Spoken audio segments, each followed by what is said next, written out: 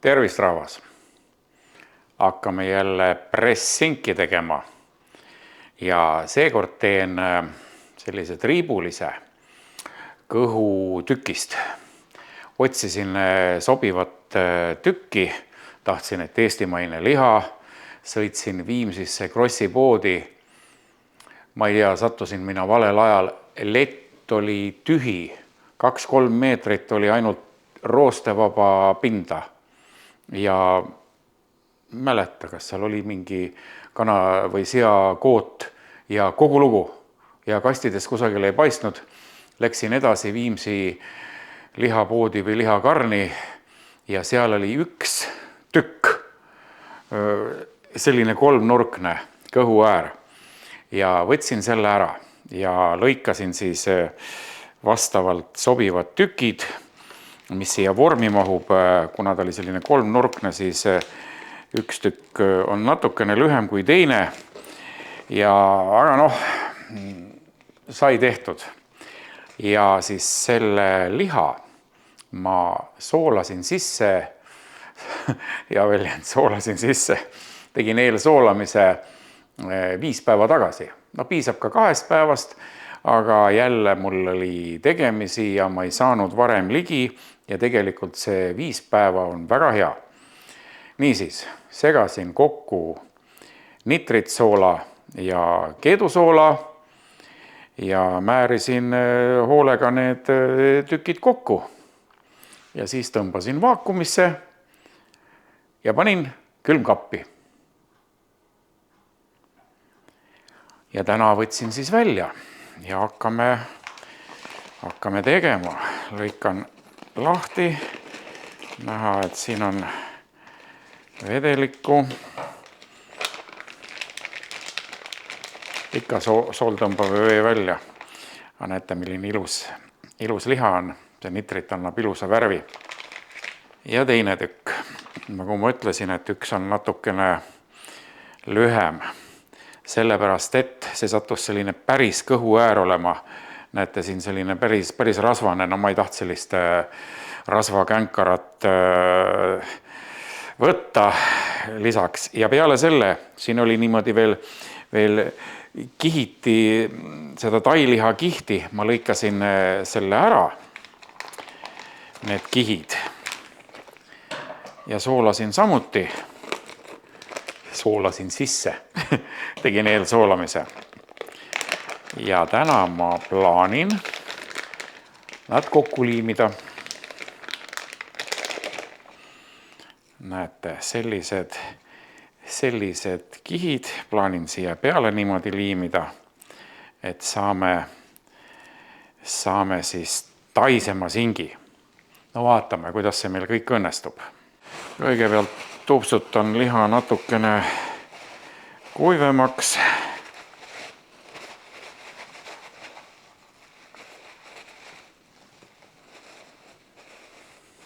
Enne kui vormi panen selle liha, laon niimoodi kiiti, teen küljed maitseainetega kokku. Kui palju ma lisan taas sinna alla, aga sinna läheb sool, mitte sool, suhkur, sool on juba olemas, must pipar, purustatud koriander ja küüslaugupulber. Segan segamini, raputan siia.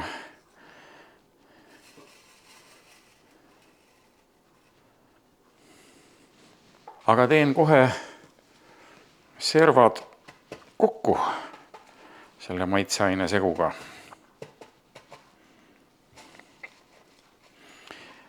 Siia külge ma ei pane, sellepärast et ma liimin need küljed kokku. Ja igaks juhuks äkki siis liim ei võta, kui seal mingi puru on.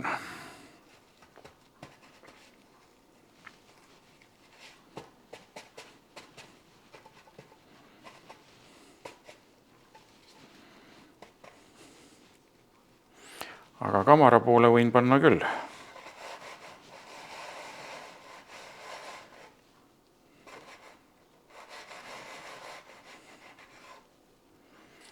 Ja nüüd, enne kui hakkan vormi laduma, segan kokku lihaliimi.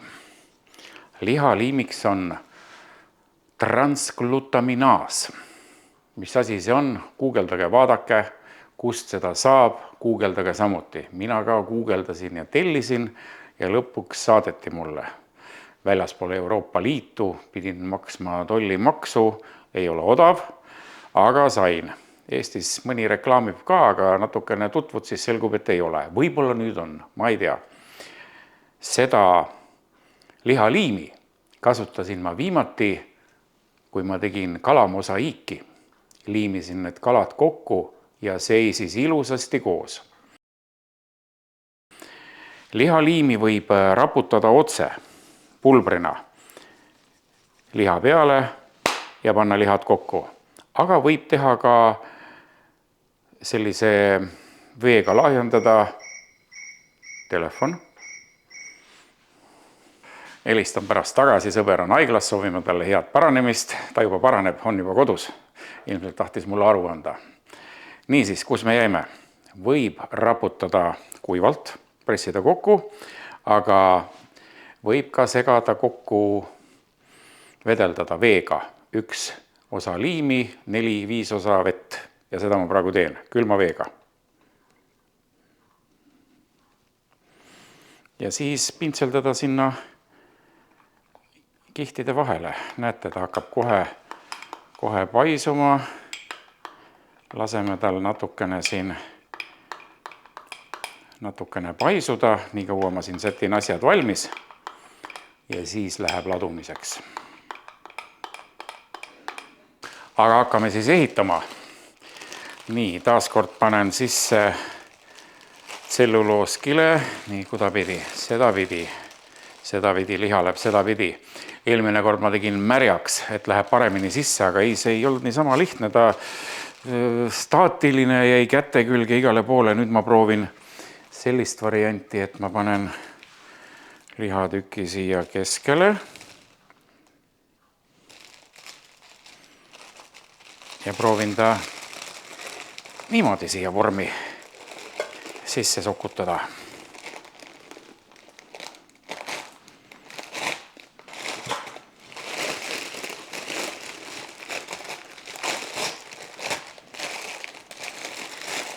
No, õnnestus.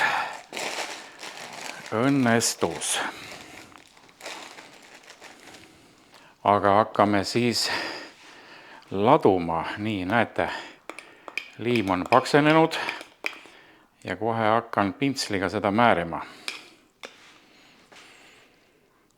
Nagu öeldud, võib panna ka kuivalt. Ma ei ole kuivalt proovinud. Nii, ei taha külge jääda. Võib-olla ma peangi kuivalt panema, kui ta ei taha siia külge jääda.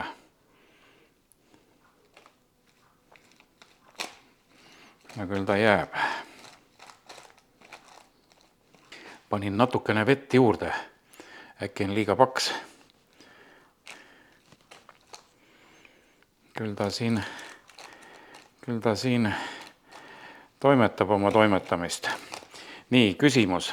Kas transglutaminaas on kahjulik? Ei ole. Täitsa looduslik aine. Transglutaminaasi pidi isegi looduses meis endis sisikonnas sees olema ja ainult gluteeni talumatutele ei soovitata. Nii, nüüd paneme selle tüki peale. Vaatame.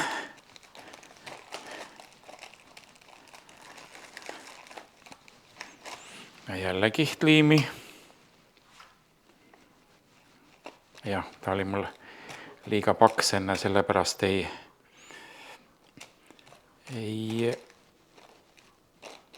õnnestunud see määrimine.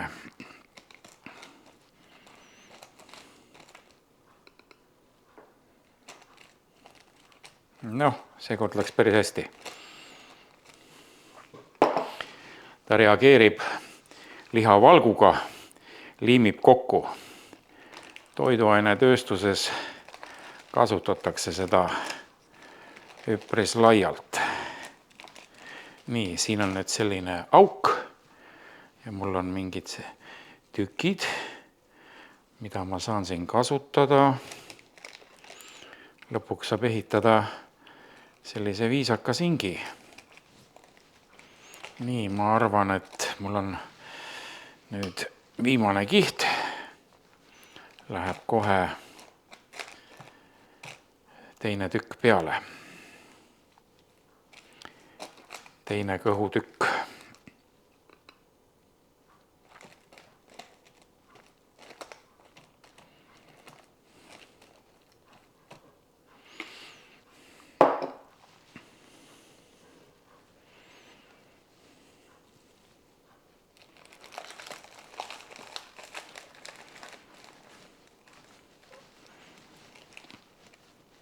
Niimoodi. Aga siin on tükk tühja ruumi. Paneks siia ära. Lihtsalt eksperimendi korras vaatame, kas toimib.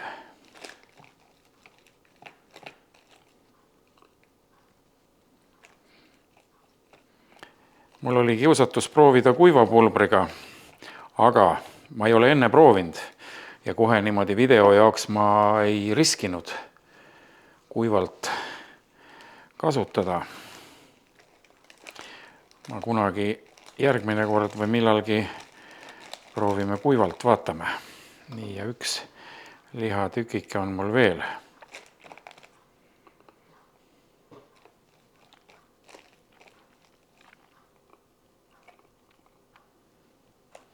Vot see on ka kogu see hindamine, mul jääb pool vähemalt alles seda kallist kraami.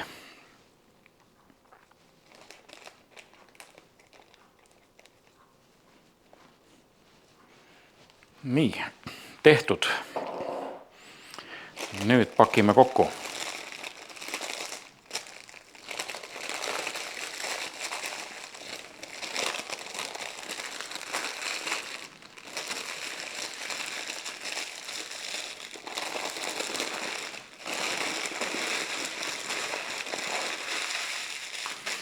Loodame, et ma saan täna vormi kokku surutud. Eelmine kord mäletate, mul ei õnnestunud, aga näete, nüüd ma olen keeranud siis poole ja võib-olla pean veel keerama, sõltub, kuidas ta meil.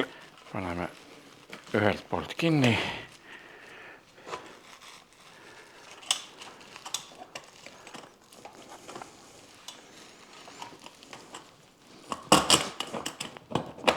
Ja teiselt poolt. No nii. Kokku pressitud. Nüüd panen selle vormi külmkappi. Esiteks, kell on palju, ma ei hakka täna tegema. Tegelik põhjus on, et liim peab reageerima, lihavalguga kokku liimima. Selleks tuleks üleöö hoida külmkapis, aga kuna ma olen homme tööle, õhtul tulen koju, siis teeme valmis. Nii et viin külmkappi ja näeme homme. Ja ongi järgmise päeva õhtu. Sink oli ööotsa külmas, peaaegu ööpäev juba.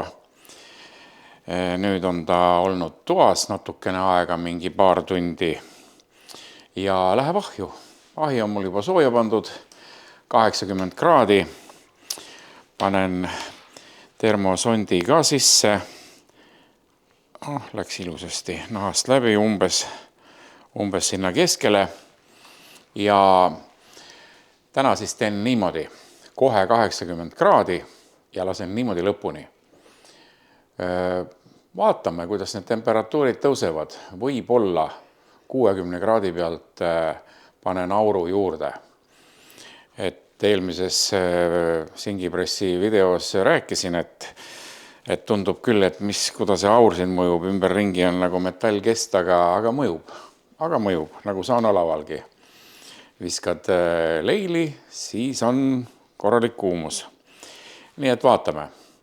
Ma ei hakka siin vahepeal mingit filmilõike tegema. Näeme siis, kui on ahjust välja võetud. Aga võib-olla isegi homme, kui on juba jahtunud.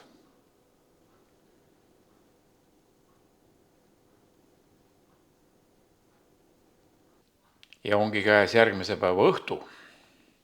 Mis siis eile toimus? Panin vormi, pressvormi, singipressi ahju termoanduri sisse. Termoandur näitas 4 kraadi. Ja noh, aega läks, mis läks, aga aega läks. Kui oli möödunud 3 tundi, 3 tundi, siis oli sisetemperatuur 45 kraadi.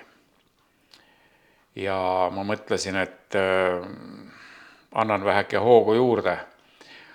Lülitasin auru sisse ja siis tõusis 1,5 tunniga veel, tähendab 45-lt 69-ni, siis läks 1,5 tunniga, nii et see aurukeskkond siiski toimib. No ja peale seda tõstsin jahtuma. Voolava veega hoidsin seda vett külmana ja nii ma jahutasin seda 10 minutit. Ja peale seda, kui oli 10 minutit jahtunud, tõstsin siia lauale ja mõtlesin, et vajutan ühe hamba võrra ligi veel pressi nagu kokku. Sest see järelpressimine pidavat olema jube oluline. Ma küll ei tea, miks. Mul on kogu aeg selline tunne, et miks peab teda niimoodi kokku pressima, miks ta ei või olla kohev, miks ta peab olema kokku pressitud. Aga no need singipressid on tehtud ja selleks mõeldud, et ta tuleb nagu kokku pressida. Ja siis ma mõtlesin, et noh, kui ta väga vett välja ei aja, siis ma pressin. Muidu tundus juba, et ta on niigi surve all.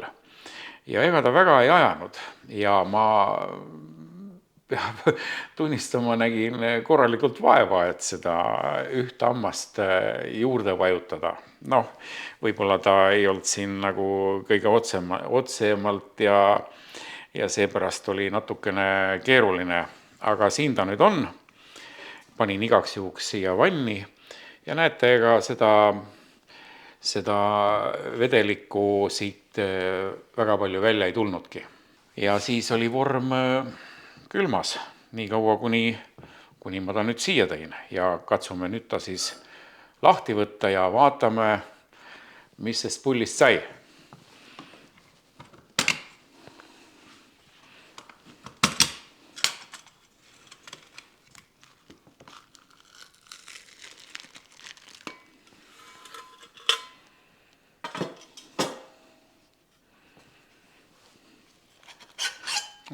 Kohe tulid aroomid, mis olid siin lukus.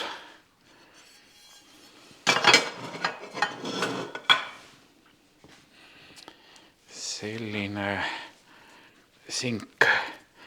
Peaks teda lahti painutama, aga see on ikkagi päris paks plekk. Aga ta tuleb siit niisama ka välja. No.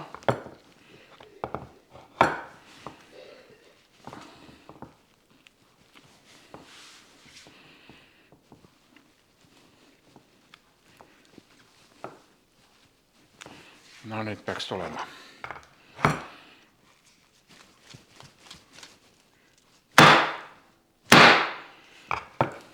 Pressisin ta nii kõvasti, kui ma pressisin alla, eks ta pressis teda ka vastu seinu. No liigub küll, aga eks see lihatarrend ja kõik see värk on aidanud teda siia külge liimida. No küll me ta kätte saame. Kui muidu ei saa, ajan siia noa vahele, aitan kaasa. Nii. Tuleb.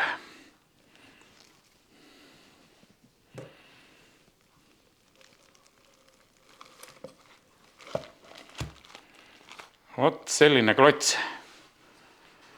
Nii, viin need eest ära. Päästame ta siis lahti tsellulooskilest. et ma noaga teda natukene lõhkusin. Ei pea meeleheitlikult pressima. Las nad kirjutavad, mis tahavad selle pressimise kohta. No näete, selline kena tükk. See on nüüd see pealmine, kus ma, mäletate, liimisin siia need singi tükid. Aga meid huvitab, kuidas tema nüüd jäi. Paistab, et ta on kokku liimunud, aga vaatame, kuidas see tegelikult on ja mis nägu ta on. Ja ega me muidu ei tea, kui lõikame lahti. Võtame siit. Kamar on pehme, no peabki olema.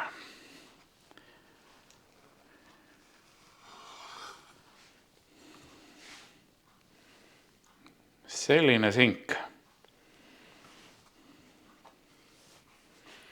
Selline presssink.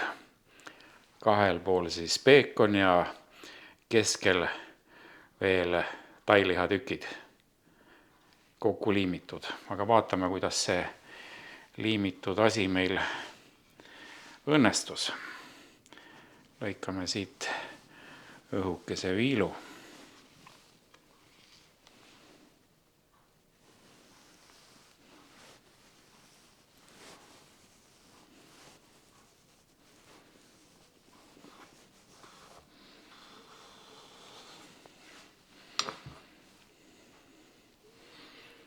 No näete,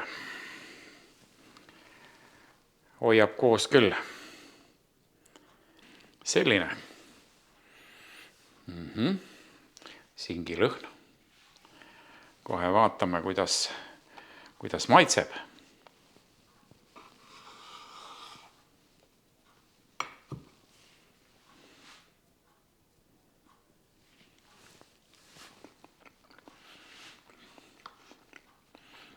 Maitseb nagu keedusink, aga need maitseained, mille sisse ma kastsin, pipar, küüslaugupulber, kas oli koriandrit ka, igal juhul see annab väga hea maitse. Mõnus kamar, soolasus väga hea, tunnen soolasust, kuigi ma panin 18 grammi soola kilole. Õpetustes on 20, 25, 30 grammi, no 18 on maa ja ilm. Väga hea.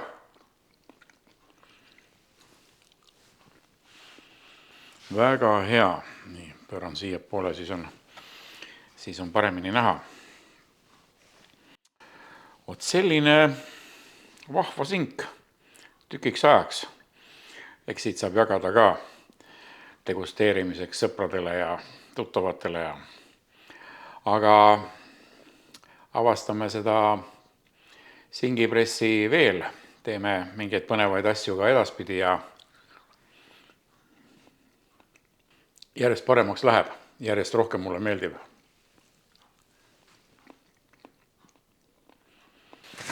Et avastame seda singipressi veel, teeme siin mingeid huvitavaid vormisinke ja isegi suitsuahjust saab teha.